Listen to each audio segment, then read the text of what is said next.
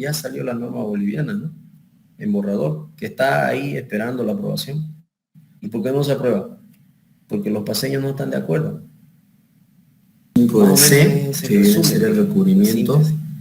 Entonces, si tenés un problema legal, el alfa 1, y tu diseño está con la norma europea, no vas a tener problema, porque estás en Bolivia y la norma vigente para Bolivia es esta de acá, esta norma europea. ¿Ya? Ahora, que la ACI tenga mayores coeficientes de seguridad, sí, digamos, tiene mayores coeficientes de seguridad en muchas cosas. Y obviamente es también un mayor control de calidad, digamos, ¿no? Se puede refutar por ahí, pero no está aprobada en Bolivia, digamos. Si es a eso lo que creo que esa era tu pregunta, digamos, ¿no? ¿Qué pasa si yo aplico esta normativa? En Bolivia no pasa nada, porque está aprobada. Estamos actualmente con esta normativa, en espera de que aprueben la norma boliviana. Van 4 o 5 años que la norma está ahí y no la aprueban. Es decir, no sé qué va a pasar con eso, ¿no? No sabemos lo que va a pasar. Ingeniero, disculpe una consulta. Sí. Y mayormente los ingenieros profesionales, ¿qué norma ocupan más para el ámbito de las construcciones en este momento? En este momento, bajo presión de la CIP, es bajo presión de la CIP lo que se está calculando con la norma ACI o con la norma boliviana. ¿Ya? Pero es bajo presión de la CIP. Ahora, nuevamente yo te caigo en el cuestionamiento. Si hay un buen abogado que te hace una representación legal, hasta los de la CIP están incurriendo en una falta. No puede la CIP obligarte a usar una norma que no está vigente. No está vigente. O sea, puede ser mejor pongámosle con oro porque este dice oro, pero no está vigente. Puede ser mejor, pero no está vigente, no está aprobada. ¿No ven? Entonces, yo eso le comentaba a un amigo de la civil, le decía a ustedes, están cometiendo un error.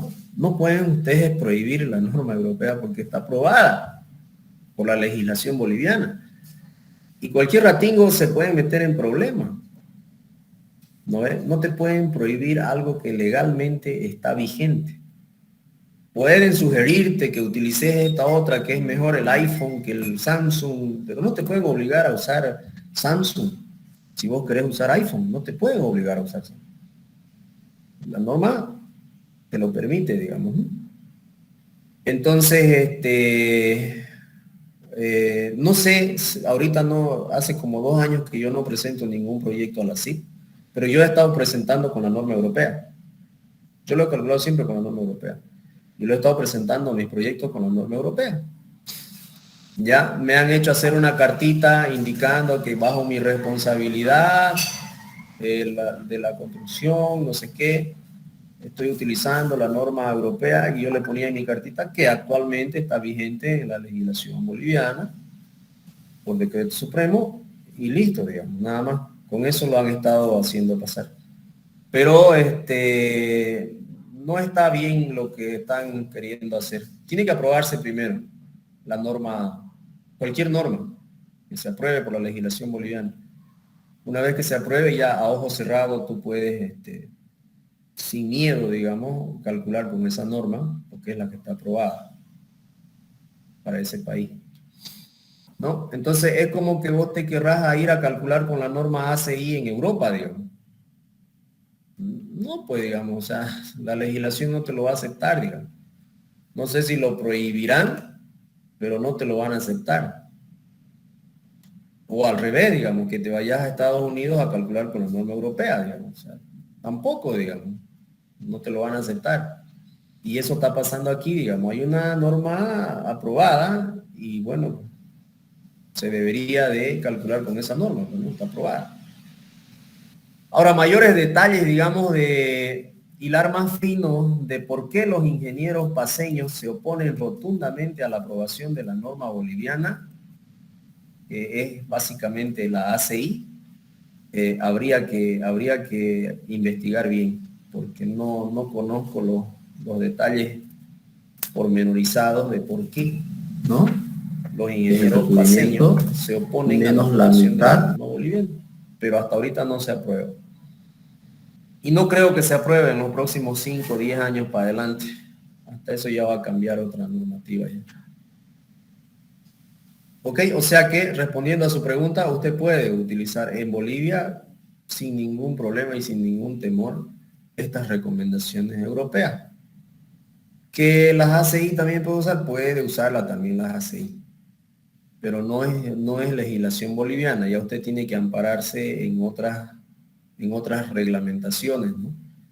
Por ejemplo, hay proyectos en Bolivia que son financiados por entidades americanas y esas entidades americanas ponen sus condiciones y dicen, bueno, si yo te voy a financiar el proyecto, tenés que calcularlo con mis normas americanas.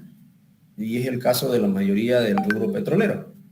En el rubro petrolero, vos no podés usar norma europea. En la mayoría de los proyectos que son financiados por entidades americanas, tenés que usar ACI.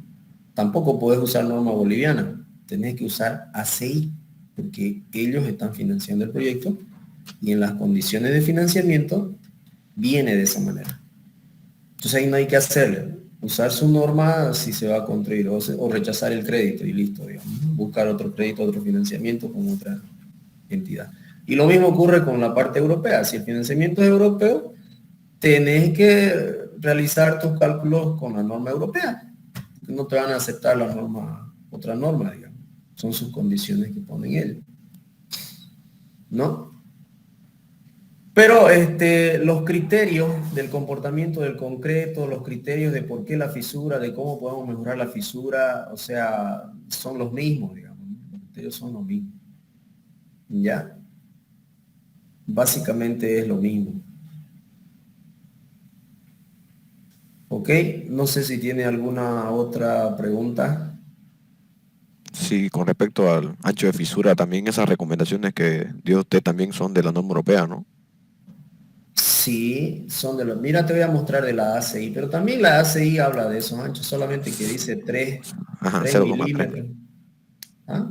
3 0,3 milímetros. milímetros para Santa Cruz, digamos. O sea, Ajá, para suelo húmedo. sí, habla de 3 milímetros para suelo húmedo. Entonces, son similares, digamos, ¿no? 0,2, 0,3, 0,4. En la ACI habla de 0,3 y 0,4, ¿no? Mira, esta es una, pero no es la ACI, la 318/19. Esta es una norma ACI donde te muestra el tema de la fisuración, no solamente en vigas, sino en diferentes elementos estructurales. Pero en vigas es el capítulo 4. De acá. Esta es la fórmula que utiliza la ACI. Ahí, para fisura. 4.2.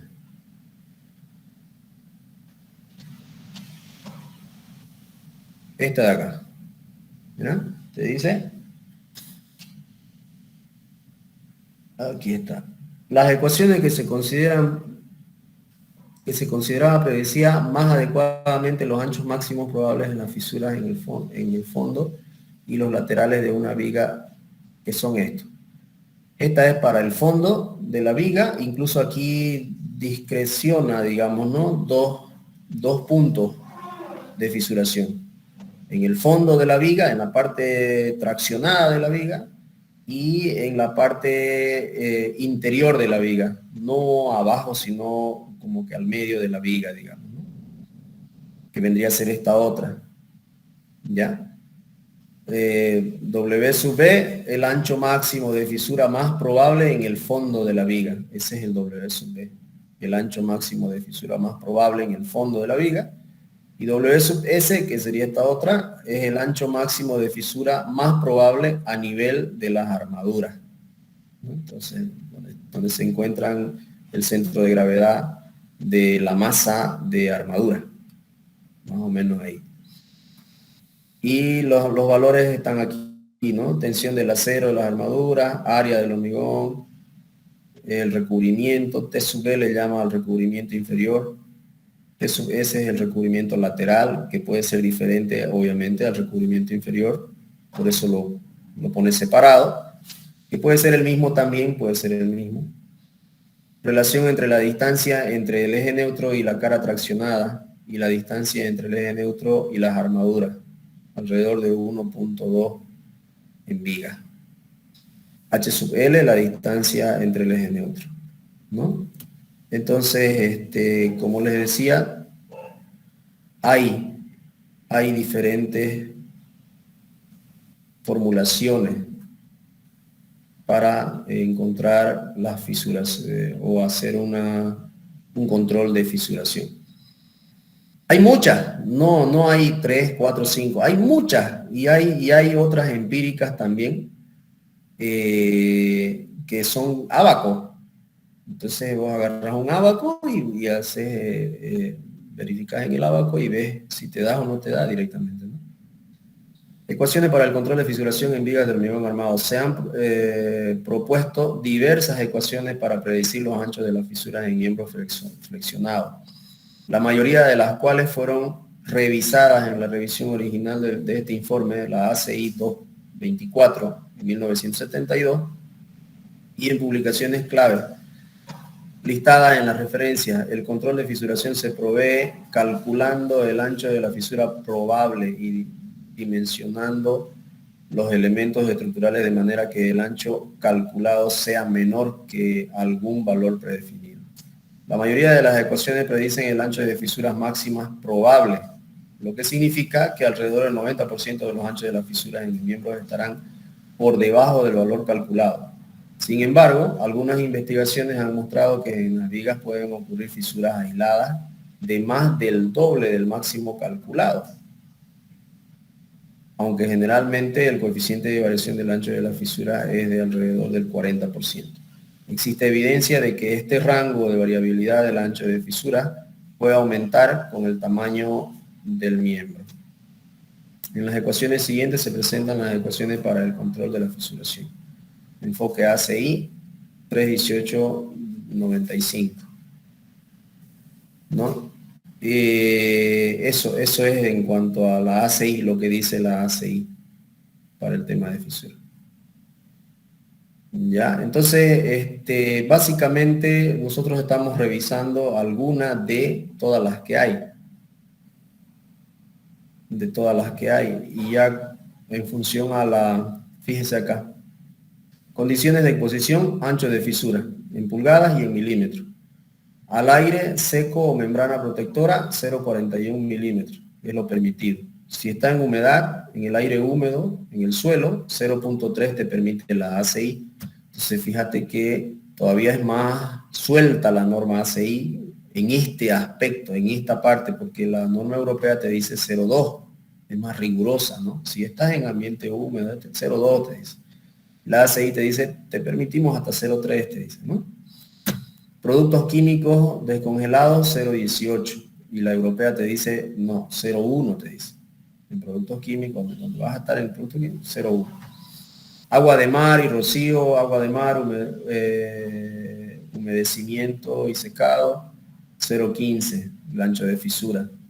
Estructuras para retención de agua, 0,10. Recién ahí, donde van a estar sometidas las estructuras permanentemente al contacto con el agua, 0,10. Entonces te da una gama, la ACI un poquito más amplia, en algunos casos menos rigurosa que la europea. La europea te dice tres ambientes y punto, ¿no? Entonces, bueno, esto, hay mucha tela por cortar en esto, digamos, no nos empantanemos en eso. Cuando te toque trabajar en Estados Unidos, agarras la ACI, cuando te toque trabajar en España, agarras la europea. Lo importante es tener el criterio claro, digamos, de cuál es la sensibilidad, es decir, ¿qué hago si no me cumple la fisuración? ¿Qué me favorece en una viga? Me favorece tener más cantidad de fierro que sumados todos me satisfagan el área requerida de cálculo. Ese es un criterio importantísimo. porque finalmente por comodidad o por lo que querrás puedes ponerle 2 barras de 25 y de repente cumplís, digamos, con el estado límite último. No se va a caer, pero sí se va a fisurar, como vimos en el ejemplo, ¿no? Con 3 barras de 25 no cumple, se fisura. Esa fisuración no va a colapsar el elemento, no va a colapsar. Pero esa fisuración va a generar el ingreso de agentes patógenos que te van a corroer mucho más rápido la armadura y te va a disminuir la vida útil del elemento estructural. Ese es el resultado de. Entonces, cuando ustedes vayan a calcular una viga, donde sea que lo vayan a hacer, tengan en cuenta eso.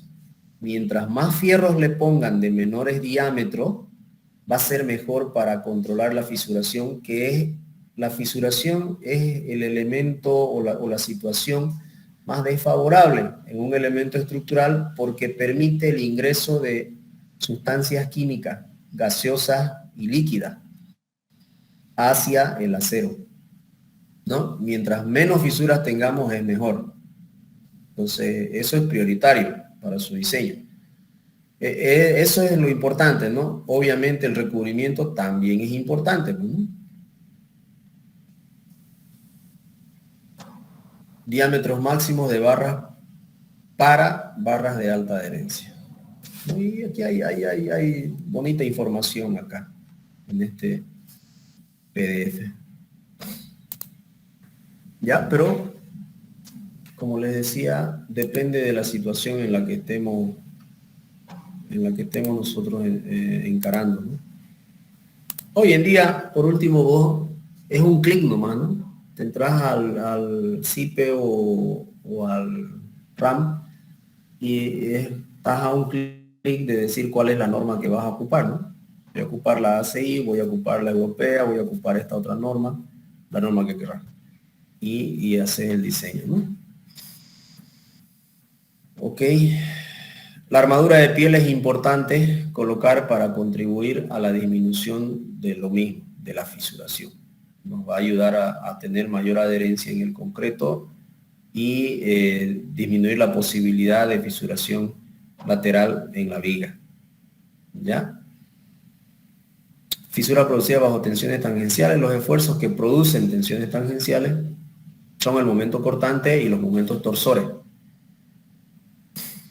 No se tienen estudios determinados de fisuración que producen estos esfuerzos, sin embargo, se recomienda que los estribos sean de diámetros pequeños, de tal forma que la separación entre ellos no supere los 20 centímetros. Mientras más seguidos los estribos, mejor, entre comillas, pero no tanto porque tenemos que garantizar el ingreso del agregado. Entre estribo y estribo tiene que ingresar sin ningún problema nuestro agregado. Es decir, la separación mínima de estribos tendría que ser el tamaño máximo del agregado. Tendría que ser mayor al tamaño máximo del agregado. Ya, si usamos agregado de 3/4 de pulgada, nuestra separación mínima tendría que ser mayor a 3/4 de pulgada.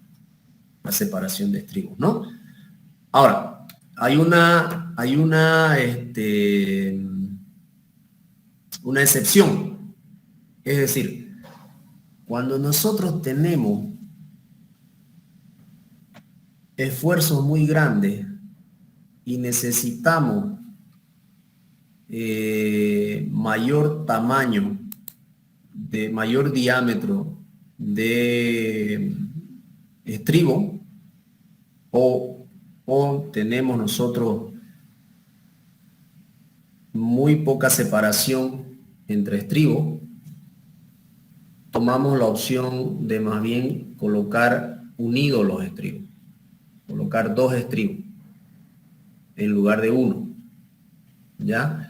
Es decir, tengo esfuerzos cortantes grandes, calculo mi estribo que me va a resolver el esfuerzo cortante y me sale, por decirles, estribos de 10 milímetros cada 2 centímetros. Por dar un ejemplo, me salió estribo de 10 milímetros cada 2 centímetros. Más grueso de 10 milímetros no lo puedo poner. Incluso de 8 milímetros ya es grueso el estribo, ¿no? Hasta de 10 se puede, digamos, colocar estribo. Pero ya me salió estribos de 10 cada 2 centímetros. Es incómodo, ¿no? Muy complicado colocar un estribo de 10 cada 2 centímetros. No voy a poder ni vibrarlo adecuadamente porque la manguera de vibración no es tan delgada, ¿no? Entonces necesito más separación que 2 centímetros. Entonces lo que hacemos es colocarlo unido. Y entonces yo digo, voy a colocar 2 estribos de 10 milímetros de pronto te va a salir cada 4 centímetros, cada 5 centímetros en esa situación, ¿no? Entonces, yo he diseñado y he calculado y he puesto estribo doble de 10 centímetros cada 8, cada 10 o cada 15 centímetros, ¿no? Estribo doble de 10 milímetros o de 8 milímetros también. Estribo doble de 8, incluso de 6, no pasa nada, ¿no? Estribo doble de 6 milímetros cada 8 centímetros, cada 10 centímetros, depende. Hay situaciones en las que uno está en el campo y tenés estribos solo de 6 o tenés estribos solo de 8 por algún motivo. Y ahí tenés que, entre comillas, no se puede decir improvisar porque lo estás calculando, ¿no? No es tanto improvisar, solucionar el problema. Tenés un montón de barras de 8 y tenés que vaciar un elemento estructural. Y bueno, hubiera sido ideal ponerle de 10 de repente por las tensiones que tiene, pero podés colocarle estribo doble, incluso estribo triple de 8 milímetros cada 8, cada 10, cada 12, depende de lo que salga el cálculo. ¿Ya? Es mejor colocarlos unidos así apegaditos que colocarlos un poquito separados y no puedas meter ahí el concreto. No, es preferible unirlos completamente así, bien apegaditos y colocarlos los estribos. ¿Ok? Eso se hace normalmente en vigas de puente, donde los esfuerzos cortantes son bastante elevados. En cuanto a la armadura longitudinal en torsión, esta deberá ser repartida lo más uniformemente posible alrededor del perímetro. ¿Ok? Eso es básicamente todo lo que concierne a fisuración. No sé si hay alguien de los que hicieron el trabajo, la primera actividad, que tenga alguna pregunta, alguna inquietud o que quiera que veamos su trabajo por algún motivo, alguna particularidad. Yo tengo una pregunta ahí. A ver. A ver, con respecto primeramente a lo que son los racimos o armaduras en paquete, digamos, eso se calcularía, digamos, calcular su diámetro equivalente y aplicar el mismo procedimiento que hicimos para lo que hemos hecho en esta actividad, ¿no? Sí, así es. Se calcularía su diámetro equivalente. Hay otra cosa ahí, con respecto a esa fórmula de Borges, también es válida para el caso de tirante, que todo esté traccionado, digamos. O habría una... Sí. La diferencia está en que no nos olvidemos de enfocar de que en la fórmula de Borges entra la armadura traccionada. En todo caso, si toda tu sección está traccionada, entonces entra toda la armadura, no solamente la de abajo, ¿no? La de un lado, la del otro lado. Esta fórmula, estos parámetros que tenemos acá, se refiere a toda la armadura traccionada. ¿Ya? Por eso es que cuando calculamos el phi, nosotros solo hablamos de los fierros de abajo, en el caso de una viga, que está traccionada la parte de abajo. Si es un tirante, va a estar toda la sección transversal traccionada y ahí tendríamos que ver todos los fierros, ¿no? De pronto son diferentes, los de abajo y los de arriba, ¿no? Normalmente son un tanto diferentes en vigas, ¿no? Y ahora hay otra cosa importante que, aprovechando la pregunta que me hace, importantísima, he visto en exámenes. Yo le pido el control de fisuración en el apoyo y me trabajan con estas armaduras de abajo. ¿Es correcto eso? Les pregunto, ¿es correcto o no es correcto? Si yo tengo una viga continua y tengo Diga un que apoyo sería y le pido, La- contróleme la la riga, fisuración en el apoyo, Ahora ¿cuál superior. armadura trabajan? Superior. la superior. La de arriba, la superior, por supuesto, la superior, porque estamos hablando de fibra traccionada, ¿no? Entonces ustedes se enfocan en la de arriba, no, la de abajo ya no nos interesa en el apoyo, es la de arriba. Ya, y he visto eso y bastante, digamos, en exámenes. Entonces eso no puede pasar en exámenes, ¿no? O sea, en hormigón 1 ya teóricamente nuestra mente viene clarísima en identificar los esfuerzos de una viga. En el tramo, tracción abajo, comprime arriba. En el apoyo al revés, ¿no? Tracción arriba, comprime abajo. Entonces, en alguna ocasión se le ha pedido refuerce esta viga en el tramo y me han reforzado los fierros de arriba. O sea, ¿cómo podés calificar eso, digamos? Si tenés una viga en el tramo, tenés que reforzar con fierro, ¿dónde vas a meter el fierro de refuerzo? Abajo, pues, si abajo está la tracción, tenés que poner el fierro abajo, no puedes ponerle el fierro arriba, o sea, estás poniéndolo en vano, no sirve de nada. Estás reforzando con presión y en el tramo la viga no tenés que reforzar con presión, o sea, tenés que reforzar tracción, ¿no es cierto? Entonces, cosas de ese tipo, de esa naturaleza, da mucha vergüenza cuando ya uno es ingeniero, ¿no? Usted termina la carrera, es ingeniero y allá en la obra le dicen, a ver, vamos, tenemos que reforzar esta viga. Y cuando vuelve el director de obra, resulta que le hiciste amarrar el fierro arriba, digamos. Lo reforcé, ingeniero, mire, digamos, no hay que ver, digamos, ¿no? Está pateando oxígeno el tipo, digamos. Entonces ocurren esas cosas. Esas cosas a ustedes no les puede pasar. Tienen que tenerla clara. Tienen que tener esa sensibilidad con los elementos estructurales de entender cómo están trabajando esos elementos estructurales. Dónde se tracciona, dónde se comprime, qué pasa si necesito reforzar, o sea, dónde voy a meter los refuerzos, cómo trabajan los estribos, ¿no? ¿Cómo es la fisura al corte en una viga? Normalmente la fisura al corte es diagonal, ¿no? Porque realmente el esfuerzo al corte es diagonal.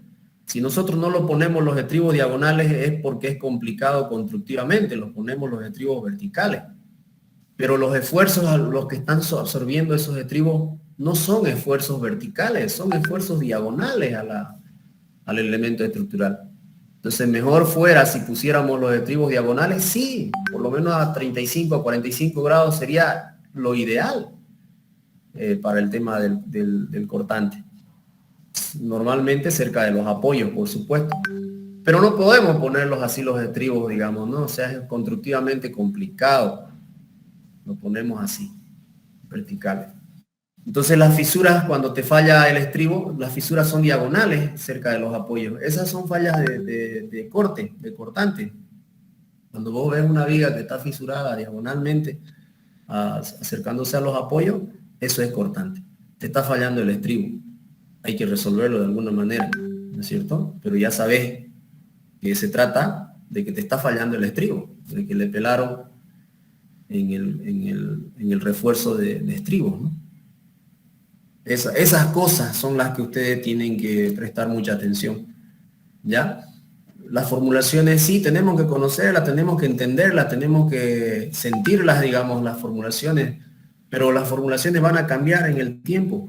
Es decir, vas a estar en un lugar donde te van a meter una normativa que tiene otras formulaciones, que va a tener la misma sensibilidad que la que sabes usar, sí, pero son diferentes coeficientes, diferentes números, diferentes significados, pero el fondo tendría que ser el mismo, ¿no?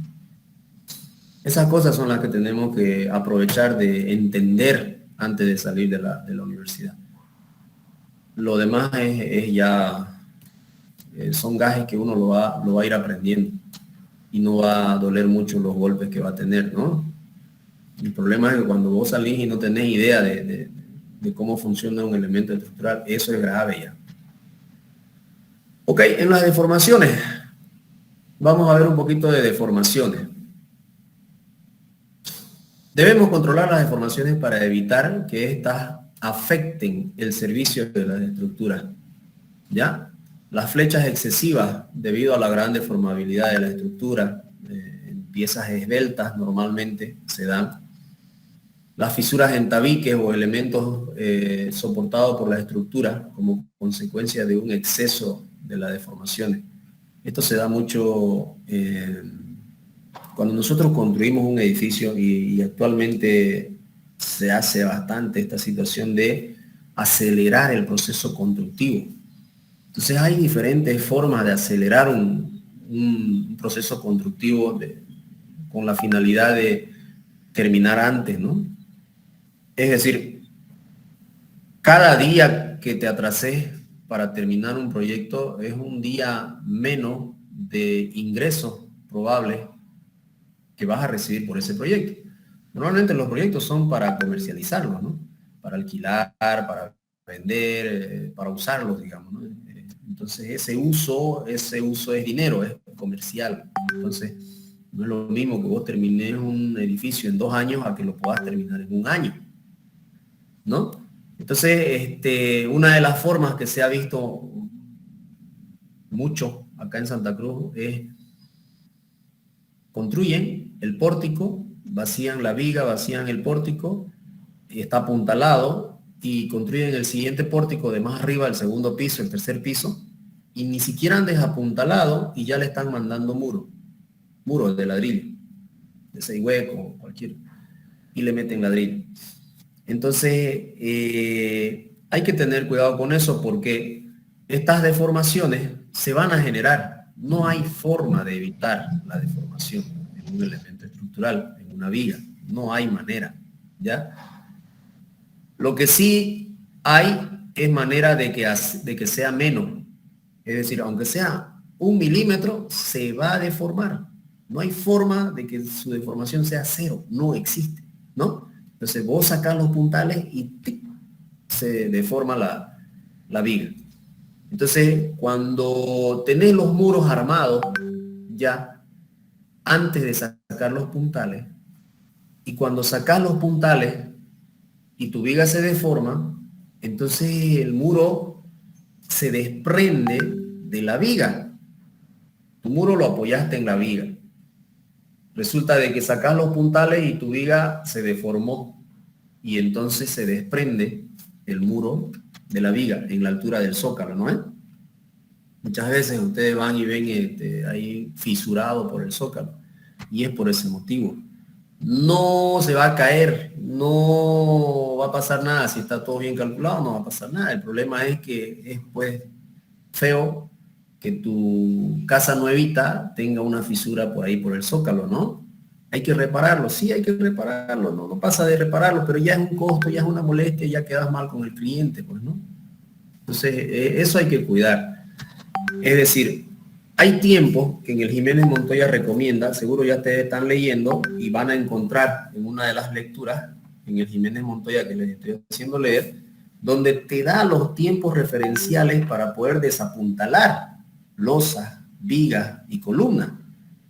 Tus columnas vos podés desencofrarlas a las 9 horas.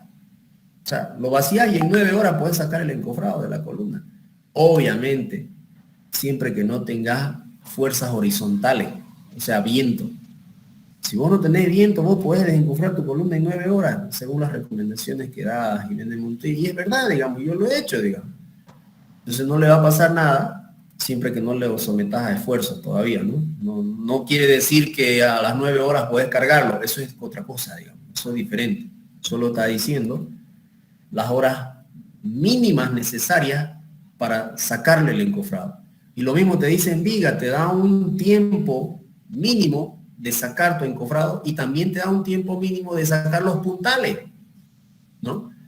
El Jiménez Montoya te recomienda 12 días para viga, mínimo, y retirar los puntales, no 28 días, 12 días, mínimo, y retirar tus puntales. Entonces, conociendo esas recomendaciones, vos podés también de alguna manera acelerar tu proceso constructivo. Entonces, la gente deja sus puntales porque piensa que tiene que estar con 28 días y le mete nomás el muro y sigue avanzando todo apuntalado, todo apuntalado, todo apuntalado. Y después cuando saca los puntales, después de los 28 días, igual la viga se va a deformar, ¿no? Y todavía hay otra cosa más que se puede hacer, las contraflechas. Cuando tú diseñes una viga que tenga mayor a 4 metros, yo te recomiendo proyectarla con una contraflecha. Entonces vos le decís a tu albañil, mira, vos vas a calcular la flecha que se te va a generar en esa viga, la vas a calcular, te va a salir 2 centímetros de flecha. Vos vas a calcular y te va a salir 1, 2, 3 centímetros. Tenés ese cálculo de la flecha y le vas a decir, mira, quiero que me dé este valor de contraflecha. Esos 2 centímetros que se te iba a deformar, vos le decís, dámele para arriba, 2 centímetros para arriba. Entonces, el Canva, y lo tenés que verificar vos, porque si vos no estás ahí, no lo va a hacer, y a simple vista no se ve. Entonces, si no estás ahí y llegás antes del vaciado, le decís, quiero verificar la contraflecha que te encargué, tirame un hilo de esta punta a esta punta y mostrame esos 2 centímetros que le has puesto de contraflecha. Tu encofrado inferior tiene que estar curvado hacia arriba, ¿no? En la parte del medio de la viga, esos contraflechas que tú le dijiste, 1 centímetro, 2 centímetros, esa contraflecha, que calculaste, no que te inventaste. Calcula y le das para arriba. Entonces, en teoría, cuando saques tus encofrados y todo y lo pongas en función de servicio, tu viga va a tirar para abajo y va a quedar horizontal. Si calculaste bien tu flecha, tu deformación y le diste como contraflecha, al cabo de 2 o 3 años va a quedar horizontal. Y vas a tener mayor posibilidad incluso de carga, ¿no? Porque ya le diste tu contraflecha, eso va a disminuir y va a quedar horizontal. ¿Ya? Entonces esa es otra de las cosas que uno debe considerar en vigas importantes, de 4 metros para arriba, ¿no? 6, 8, 10, 12 metros. Más todavía si estás diseñando un puente. Si le vas a mandar una viga de 22, una vez yo vacío una viga de 22 metros, un puente de 22 metros de estribo a estribo, o sea, de lado a lado. Estribo se llama la base del puente, ¿no? La que baja a la zapata, ¿no? Los laterales. Eso se le llama también estribo, no son los estribitos de la viga. Entonces tenía 22 metros de luz y vaciamos esa viga, obviamente se calculó la contraflecha y se le dio su contraflecha, eran como 8 centímetros en los 22 metros, ¿no? Entonces ahí es importante, si tus vigas son largas, es muy importante darle la contraflecha, ¿ya? Para mejorar tu funcionalidad de la estructura, ¿ok? Eso es importante. Entonces, eso era el tema, a esto se refiere el punto 2, ¿no? Las fisuras en los tabiques. Eso se da cuando no controlamos este aspecto. Apoyo de elementos estructurales en elementos no resistentes, como ser tabiques, ventanas, etcétera, debido al exceso de la flecha, ¿no? También se da esto. Siempre va a haber pues la flecha. Por eso es bueno, si tu elemento estructural es largo. ¿Por qué solo en elementos estructurales largos? Porque si vos calculás la deformación en un metro de viga, probablemente tu deformación sea 0.001 centímetro, digamos, o sea, menos de 1 milímetro. Entonces es bien baja la deformación en elementos cortos. No es que no exista, siempre va a existir. Pero en elementos cortos, su valor es pequeño. Y ese valor pequeño no le va a afectar, pues si vos tenés una ventana, digamos, ahí, y ahí arriba está tu viga, cuando se deforme tu viga, a tu ventana no le va a hacer nada si tu distancia es corta.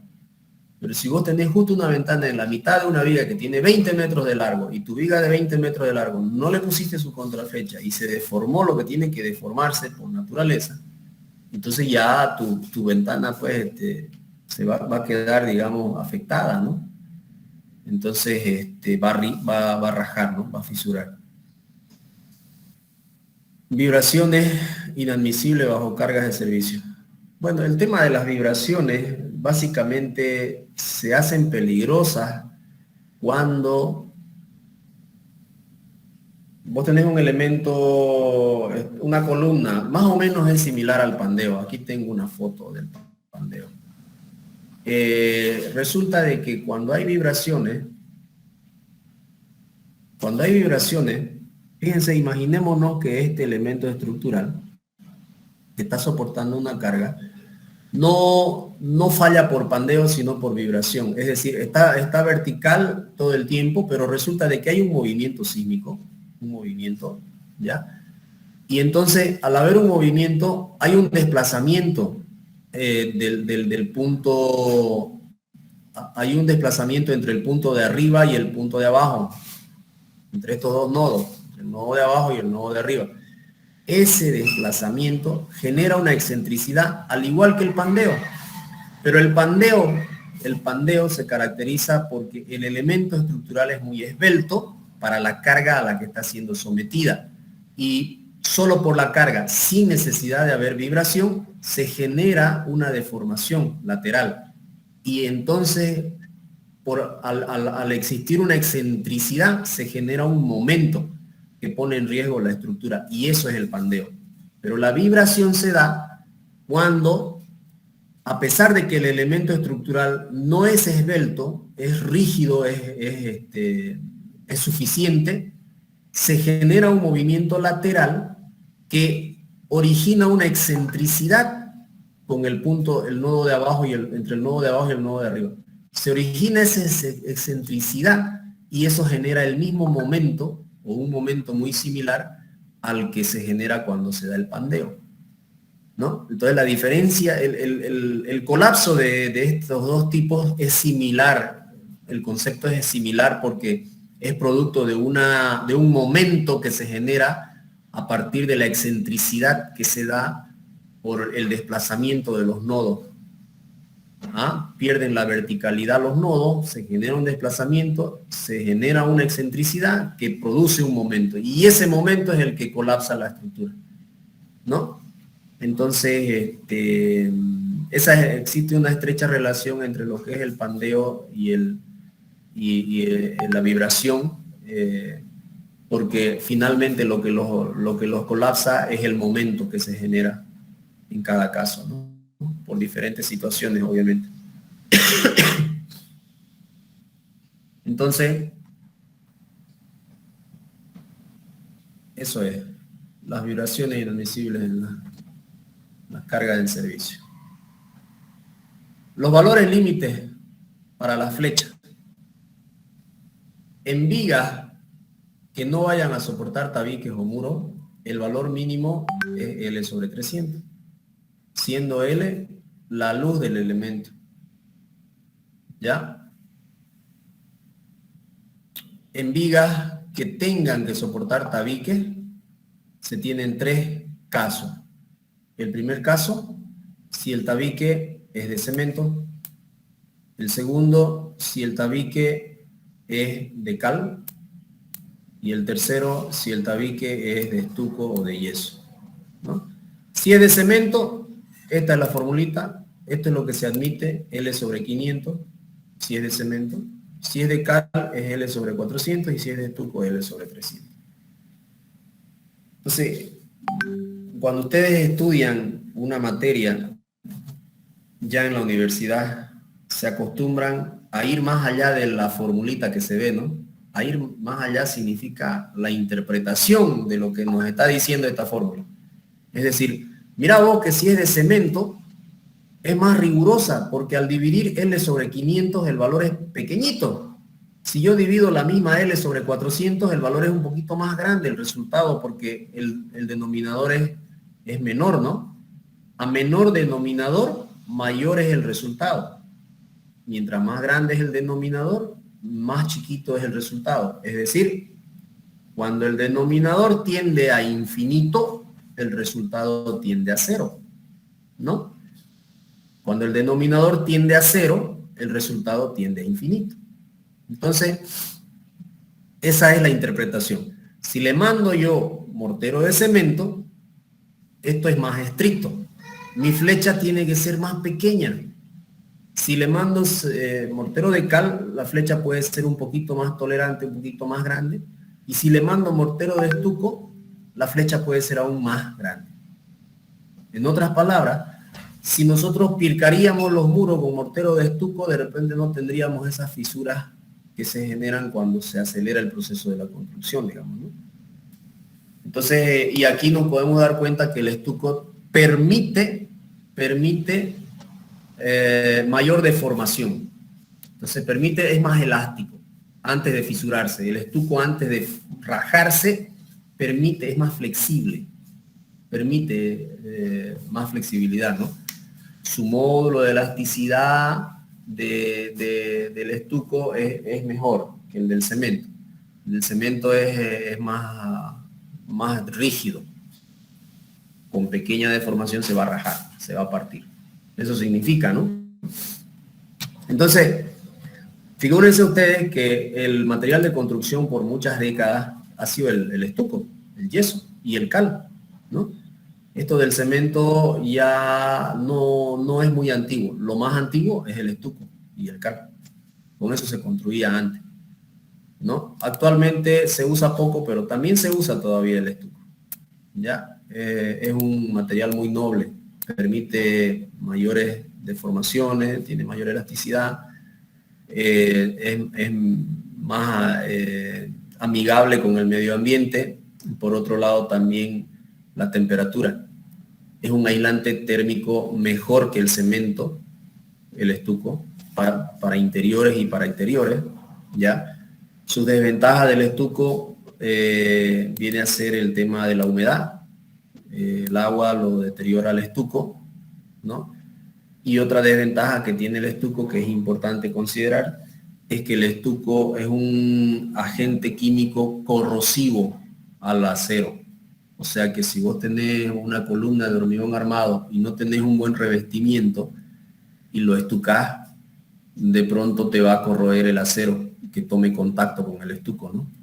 Es que muchas veces no le damos el recubrimiento adecuado a la columna, o el albañil se olvidó de poner las galletitas en cierto lugar, y cuando desencofrás se ve tu fierro ahí en la columna y ahí le metiste estuco, ya está eliminando ese elemento estructural. Corroe muy rápido al acero el estuco. Entonces, para poner estuco en un elemento tenés que aislarlo adecuadamente. La flecha que debe considerarse es la producida desde el momento en que se construye el muro o tabique. Por consiguiente, determina sumando los dos términos siguientes. Las flechas diferidas provocadas por las cargas permanentes y las flechas instantáneas provocadas por las cargas variables. Básicamente, estos dos tipos de flechas son los que hay que analizar y hay que sumarlo para tener la flecha total, ¿no? ¿Ya? Bien, jóvenes, no sé si tienen alguna pregunta hasta aquí. Si alguien tiene alguna curiosidad. ¿Nos va a enviar ese documento, ingeniero? Sí, se lo voy a pasar. Se lo voy a pasar. Se lo voy a ir enviando así por parte. ¿Ya? ¿Al Classroom lo va a pasar? ¿Perdón? ¿Al Classroom lo va a pasar, disculpe? ¿Por dónde lo va a pasar? Al WhatsApp se los he estado pasando, ¿no? Al WhatsApp se lo he pasado la anterior vez. Sí. Ok, entonces, básicamente es esto. Las flechas diferidas son provocadas por cargas permanentes y se dan con el tiempo. Esas son las diferidas que se dan en el tiempo. En el Jiménez Montoya también yo hablo harto del Jiménez Montoya, no porque sea europeo, digamos, ¿no? Sino porque tiene buena calidad de conceptos teóricos en su libro, ¿ya? Que son aplicables a cualquier norma, porque es la esencia de cómo funciona la cosa, digamos. Y la cosa funciona igual en cualquier norma. No pasa nada con la norma. Entonces, te dicen en Jiménez Montoya de que son 1000 días que necesita una estructura de hormigón armado para para deformarse, para acomodarse, para fisurarse. Es decir, eso vos lo transmitís a tu vida real y decís, no, yo no voy a meter una intervención de mantenimiento de un edificio, mantenimiento completo, mantenimiento de fondo a un edificio que no tenga 1000 días de uso.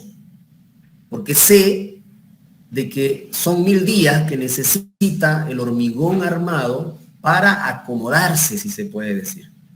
Es decir, que dentro de los primeros 1000 días de su puesta en marcha, te pueden aparecer fisuras, ¿ya? Obviamente que si hay algo mal, la fisura te va a aparecer pues a los pocos meses y va a ser grande y tenés que resolverla. No vas a esperar 1000 días para resolver si lo ves que se está cayendo, digamos, ¿no? O sea, eso son otras cosas. Estamos hablando de condiciones normales, se hicieron bien las cosas, está todo perfecto.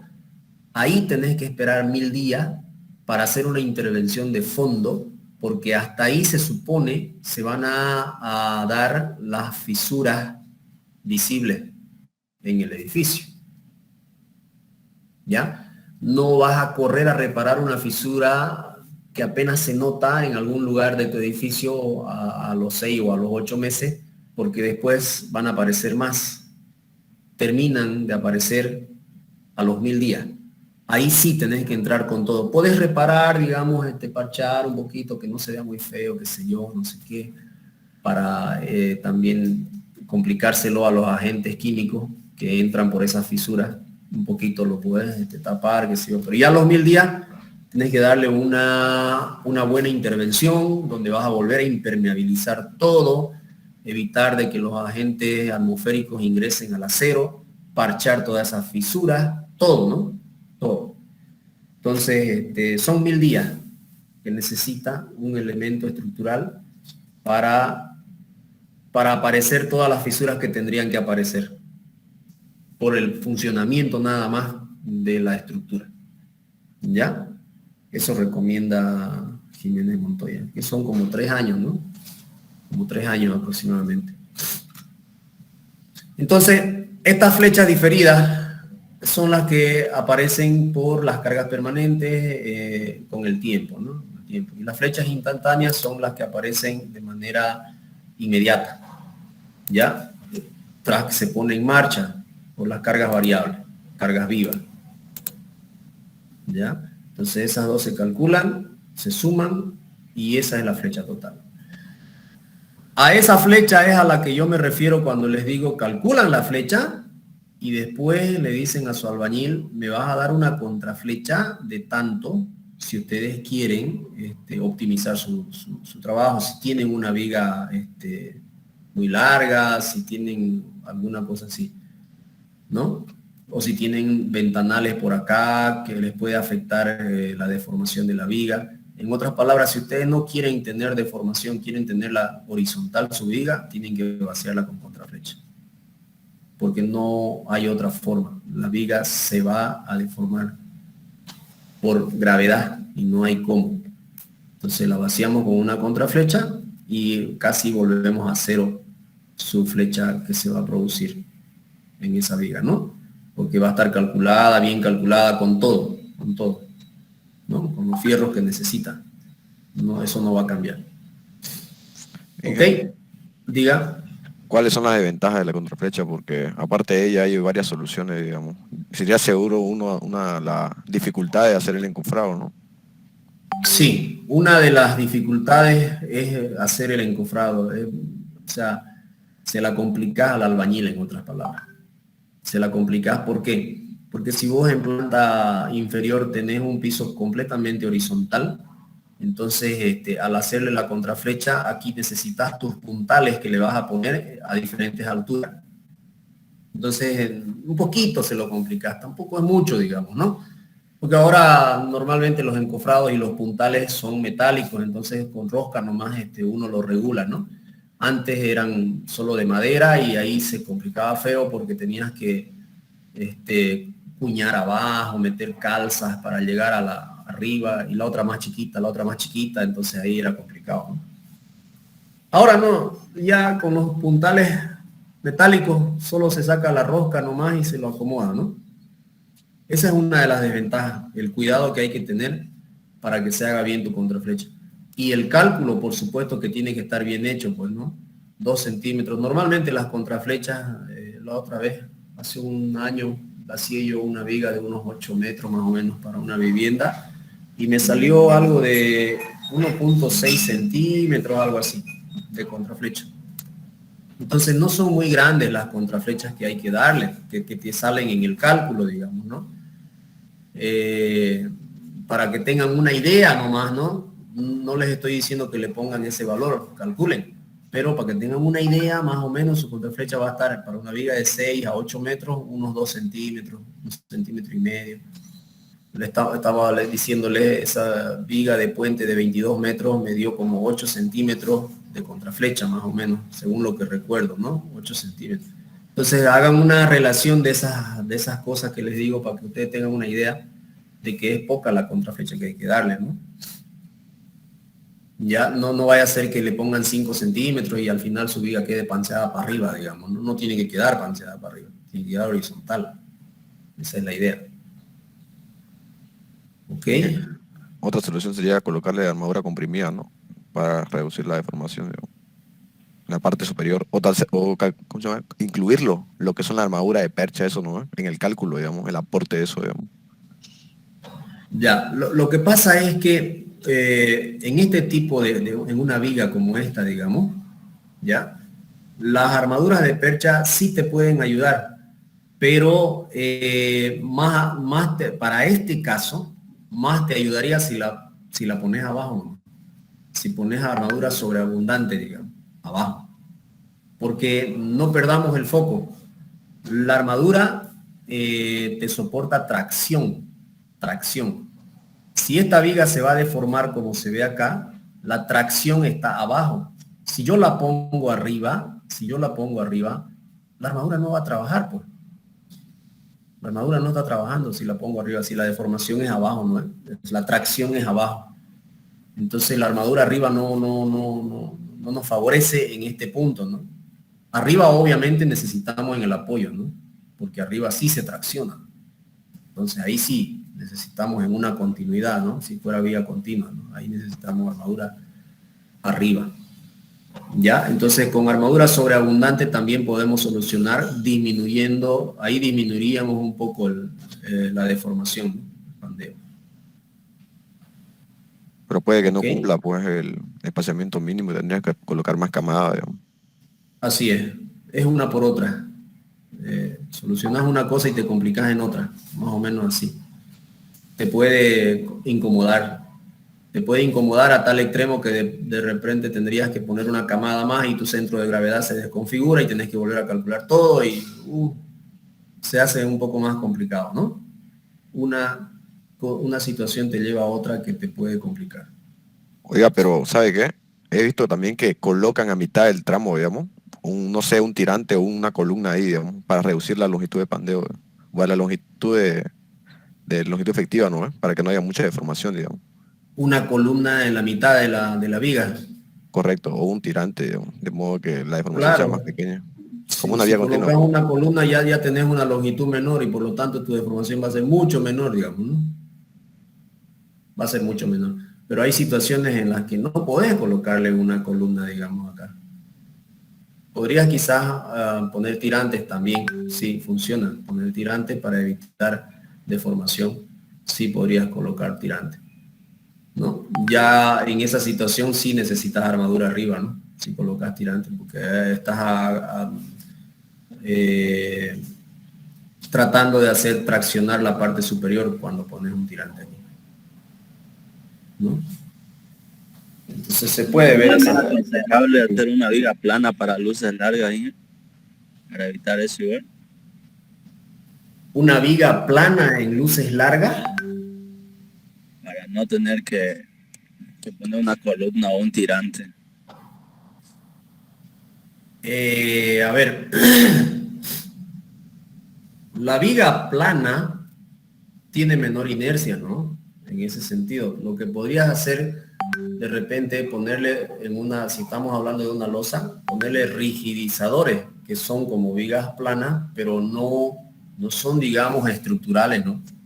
Las estructurales son nomás las de canto alto, digamos, las normales.